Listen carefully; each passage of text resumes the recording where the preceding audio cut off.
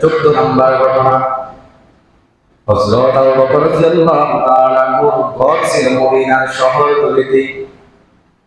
তিনি যখন খেলাফতের দায়িত্ব পেলেন তখন বাইতুল মাল তার ঘরেই রাখা হতো। বাইতুল মালের দেখাশোনা করার জন্য, পাহারা দেওয়ার জন্য কোনো লোক ছিল না।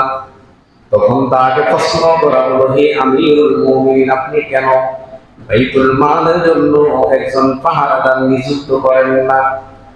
তখন আবু বকর বললেন, এখানে নিযুক্ত করার কোনো প্রয়োজন নাই। বললেন কেন? তিনি বললেন, কারণ ওখানে কোনো বিপদ নাই। সুবহানাল্লাহ বলেন। আসল ঘটনাটা হলো, এই বাইতুল মালের মধ্যে কোনো মাল জমা থাকতো না।